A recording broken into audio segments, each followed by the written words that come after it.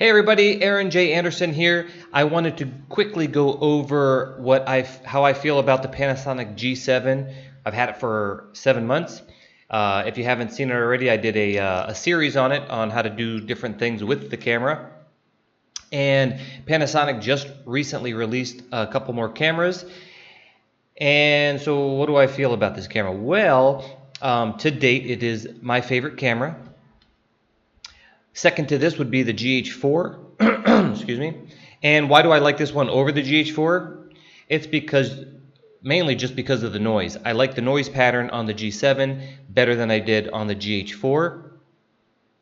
And it's a little smaller, it's a little lighter.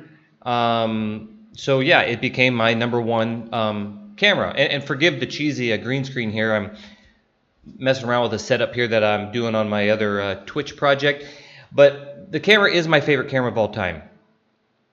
As far as video quality, the Pocket camera by Blackmagic Cinema or whatever they're called, is still my favorite looking image.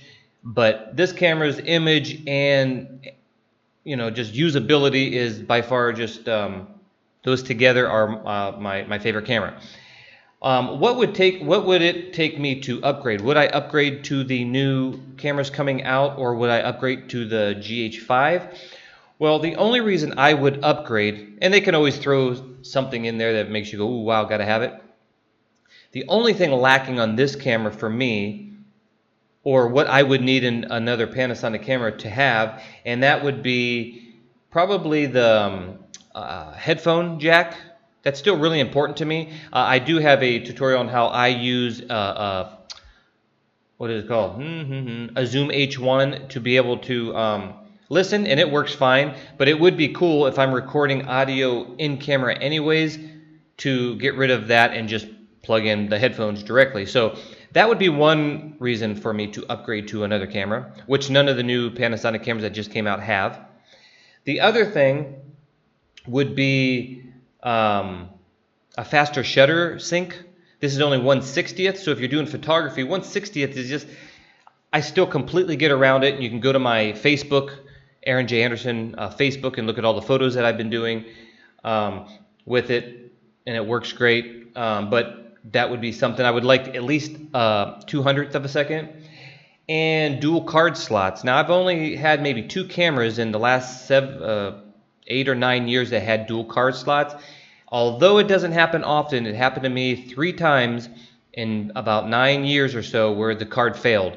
And it only takes one time for a very important event to go boo-boos, and that wouldn't be good. So headphone mount, faster shutter sync, and dual card slots for me would be great.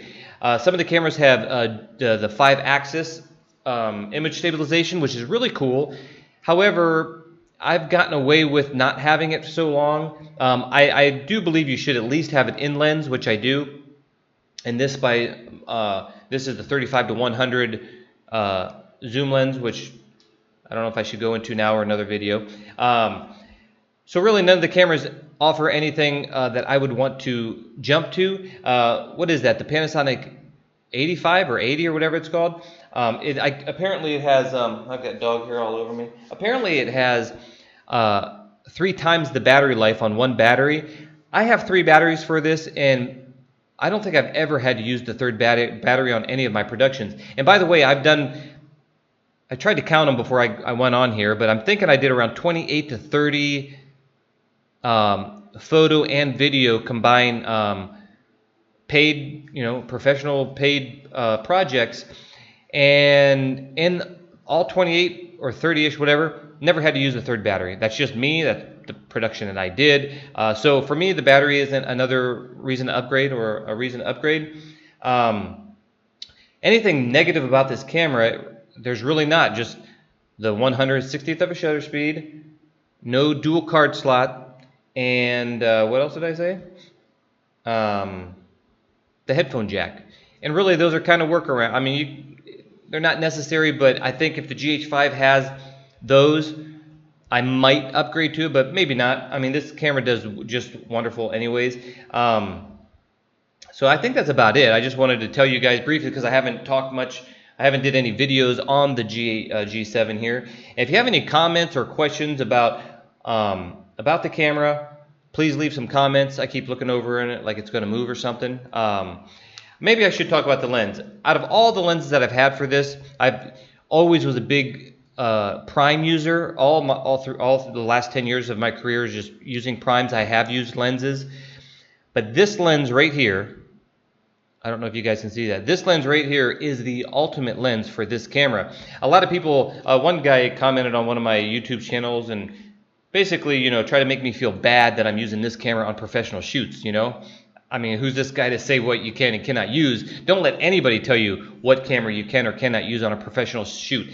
If you're getting the job done and your clients love it and you like it, who cares what camera you're using? If you like the scene really well and want to use an iPhone 6, then use it. If your clients don't care and they love it, use it. So when someone tells you, oh, you can't use that camera, that's ridiculous. I've did, like I said, like 28 to 30 things with this camera, and all the pictures came out great. I'm afraid I'm rambling too much. I don't want to keep you. But this lens is absolutely as sharp as my two prime lenses, my Panasonic 25mm 1.8 and the 45mm 1.7 or whatever it is. It's as sharp as those. So for me, there's no reason to have those two prime lenses when this has 35 to 100. Well, it doesn't go out to 25, but granted, it's as sharp. And with all the pixel peeping I did in video and photography, I went into, what is that called, DOXmark, just to see what their outtake on it. And they give this like one megapixel, I think 1 megapixel lower than one of those prime lenses and the same perceived megapixel as the other one. So it's like, you'll never notice the difference. So this lens is on my camera probably a good 90% of the time, or maybe even 95% of the time. The only reason I take this lens off if I just can't get the scene wide enough, or for some aesthetic reason of, I don't know, you want that wide kind of look or something. But 95% of the time, this lens is on here. It's amazing. It works. It's smooth. It's just, everything's great about it. So I think it really comes down to also getting the lens matching up with whatever sensor you're using. So since this is only a 16 megapixel sensor, this lens can resolve just about all of that resolution. So if you have like a 24 megapixel sensor, but you have a lens that's a little soft on it, you might only be getting a perceived megapixel of maybe 16 megapixels or 12 megapixels.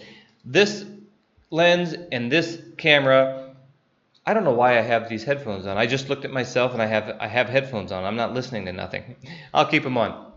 But this combination, the photography is just absolutely sharp. It's amazing. The kit lens, which I'll use, but I will only use it at the wide angle lens on certain shots, because if you're doing a wide angle lens, let's say in photography of somebody and it's just a wide look to it, you might not notice too much of a difference in sharpness. Maybe for landscapes you wouldn't want to use it.